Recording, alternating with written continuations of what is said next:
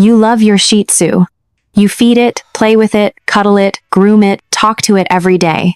But there is a truth that's a little hard to hear, and I have to say it plainly. As someone who has worked with this breed for a very long time, many Shih Tzus are hurting not because they lack love, but because love is placed in the wrong places. The most dangerous owner is not the bad one. The most dangerous owner is the one who loves deeply, but doesn't realize they are doing things wrong. Shih Tzus are a particularly silent breed. They don't scream, they don't strongly resist, they don't run away. They endure. And that endurance, when it lasts too long, turns into illness. Some damage doesn't come from accidents, but from habits repeated every single day. For example, many people see the folds on a Shih Tzu's face and think only of how cute they are. But biologically, those folds are warm, moist, enclosed spaces, ideal conditions for bacteria and yeast. If they aren't cleaned daily, the skin becomes inflamed.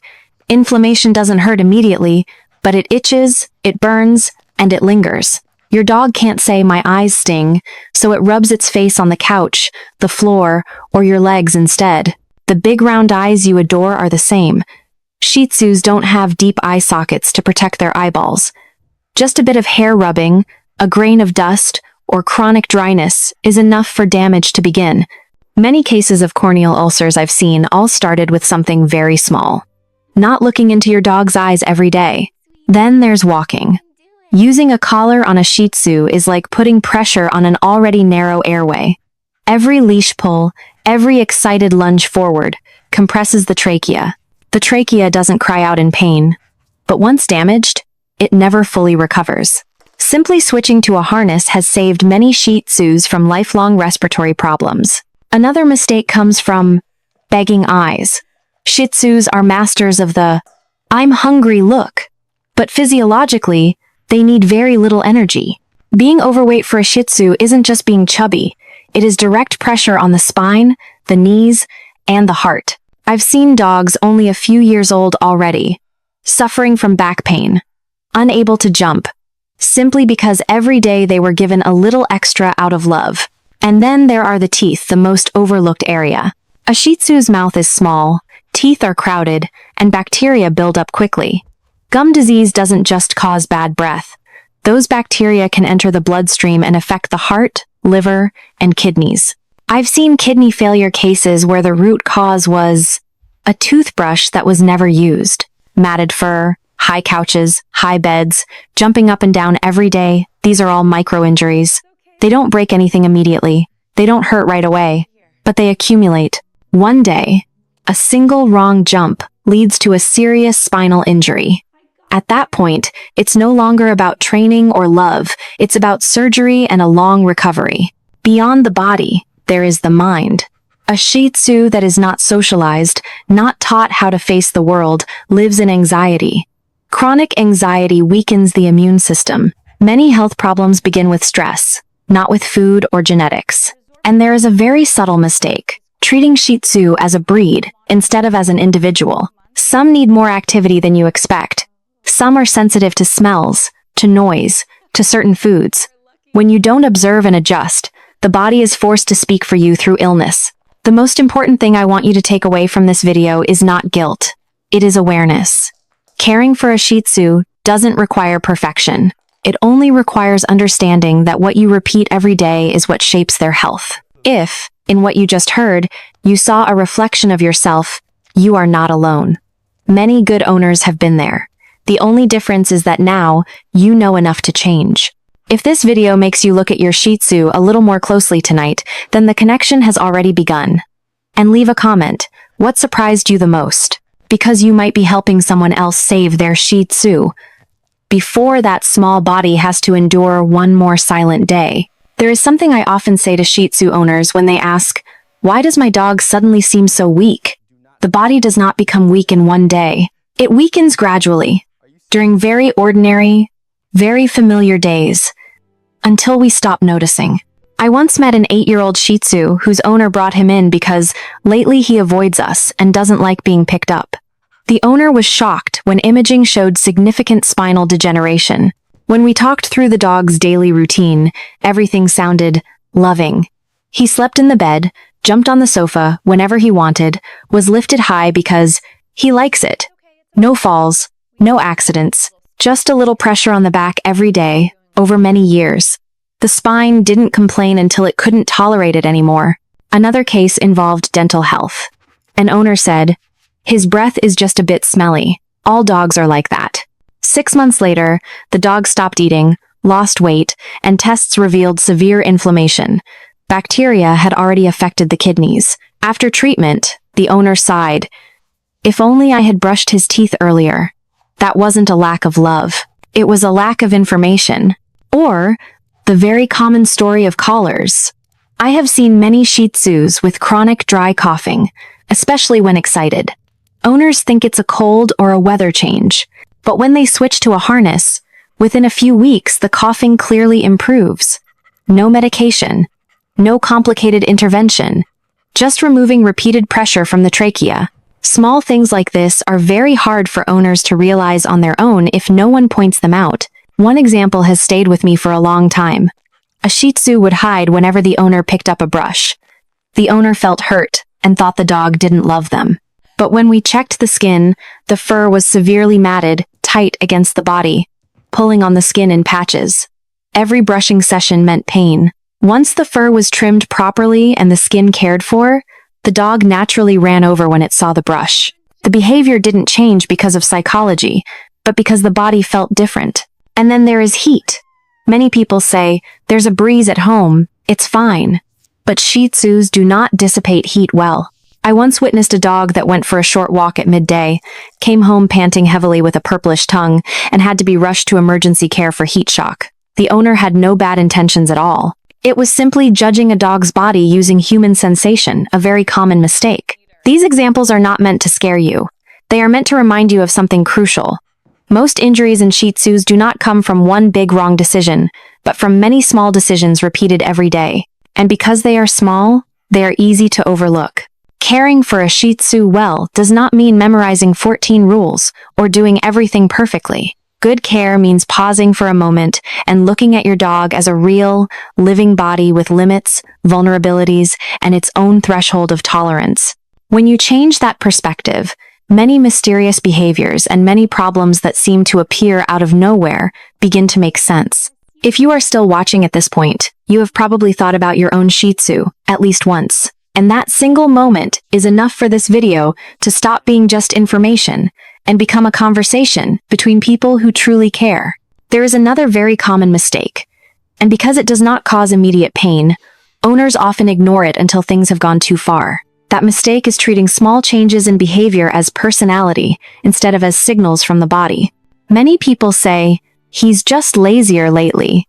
He's old, so he doesn't like to play anymore." Or, "That's just his temperament."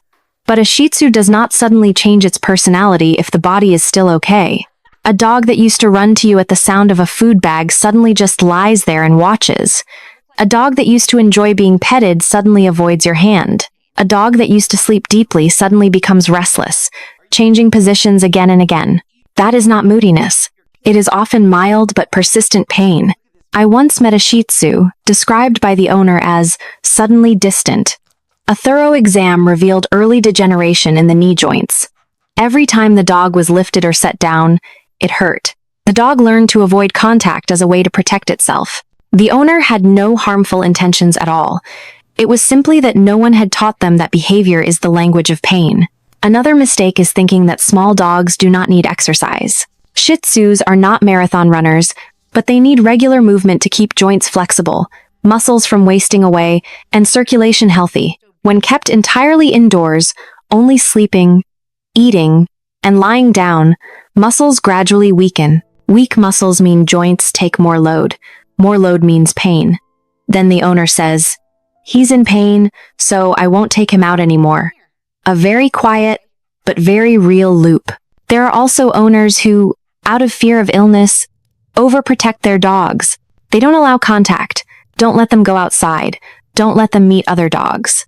The result is a Shih Tzu that grows up with a nervous system always on high alert. Vet visits become stress. Grooming becomes stress. Strangers entering the home become stress. Chronic stress doesn't just worsen behavior. It weakens the immune system. A body that has to stay tense for too long will eventually develop illness. Another mistake sounds very familiar. I've always done it this way and nothing bad happened. But the body doesn't react incorrectly right away. It accumulates. Just like your back doesn't hurt after one day of bad posture, but after many years. Shih Tzus are the same. They live long enough for small habits to turn into big consequences. The most important thing to say is this: these mistakes do not require a lot of money to fix. They require attention. They require you to slow down, look more closely, and ask questions instead of making assumptions. Why is today different from yesterday? Is a very powerful question in dog care. Mistakes in caring for a Shih Tzu rarely come from a lack of love. They come from loving without understanding what the body actually needs. And when you begin to understand, each small mistake becomes very clear not to blame yourself, but to give you the chance to correct it before that small body has to endure one more silent day. There was a period when I thought I was raising my Shih Tzu really well. Meals were on schedule. The coat was clean. Vaccinations were complete. Not a single feeding missed. But that very period taught me my biggest lesson about complacency. I had a very gentle Shih Tzu. So gentle that when I brushed him, even when the brush snagged or pulled, he would just stand still. I used to think, he's so well behaved. Until one day, when I trimmed the fur closer to the skin, I saw patches of dull red irritation hidden beneath the matted coat. He didn't resist, not because it didn't hurt. He was silent because he had become used to the sensation. That moment forced me to face an uncomfortable but very real truth. Obedience can sometimes be a sign of long-term endurance. I also made mistakes with carrying him, out of love, because he was small, because it was convenient. I carried him a lot. There were moments when I set him down and he hesitated slightly. Very subtle, very brief. I ignored it, until he started avoiding me when I bent down. When I checked more carefully, his knee joints were already beginning to have problems. Not because of one wrong lift, but because of hundreds of times of lifting without properly supporting the hips, repeated over many years. Another lesson came from feeding. I used to think dividing meals was enough. But there was a period when he ate very fast, then often had mild vomiting, or breathed rapidly afterward. I switched to a slow feeding bowl, and to my surprise, not only did digestion improve, but those mild breathing episodes also decreased. Only then did it truly sink in that inside that small body, every system is connected. There is no such thing as just eating or just breathing. One thing I learned very late was this: quiet observation matters more than panicked intervention. The times I rushed to intervene, picked him up, or oversoothed him often made him more tense. But the times I sat down, lowered my voice, and let things pass slowly, his body adjusted better on its own. This isn't just true for reverse sneezing, but for many other responses as well. I also used to think, he's used to the house, he doesn't need to go out much. But when I began allowing controlled exposure, very short walks, meeting calm dogs, I saw him become more confident. More confidence meant less tension. Less tension meant a lighter body. Health doesn't come only from the inside. It comes from how safe the body feels in the world. The most important thing my personal experience taught me is this: you don't need to become an expert right away. You just need to be humble enough to question what you once thought was fine. At each stage of life, a Shih Tzu needs a different kind of care. What worked last year may no longer be suitable this year. When you raise a Shih Tzu for a long time, you realize that you change along with them.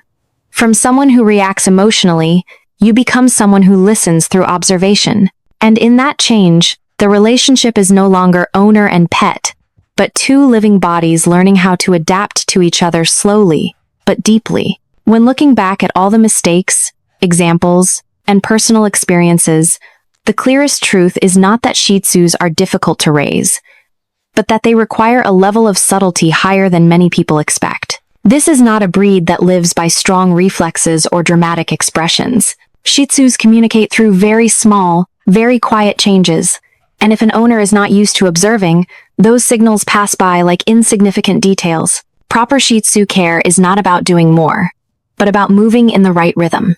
The right rhythm of feeding, the right rhythm of movement, the right rhythm of interaction, the right rhythm of rest. When that rhythm is off, the body will try to adjust through biological responses. not to challenge the owner, but to protect itself. When you understand this, you stop seeing health issues as incidents and begin seeing them as information. An experienced Shih Tzu owner is not someone who has never made mistakes. On the contrary, it is often someone who has done things wrong, has been complacent, has thought it's probably fine, and then was alert enough to change when the dog's body no longer responded as it once did. Professionalism in care does not come from memorized knowledge, but from the ability to continuously adjust based on real observation. Shih Tzus do not need a perfect owner. They need someone patient enough to slow down, humble enough to relearn, and consistent enough to change small habits every day. Those small changes are what truly determine lifespan, quality of life, and long-term comfort for this breed. If after this video, you begin to see your Shih Tzu not just as a cute creature, but as a living body with clear biological limits, a threshold of tolerance, and its own language, then care has moved to a different level. And at that level, the relationship between you and your Shih Tzu is no longer built on momentary emotion, but on understanding, respect, and long-term responsibility.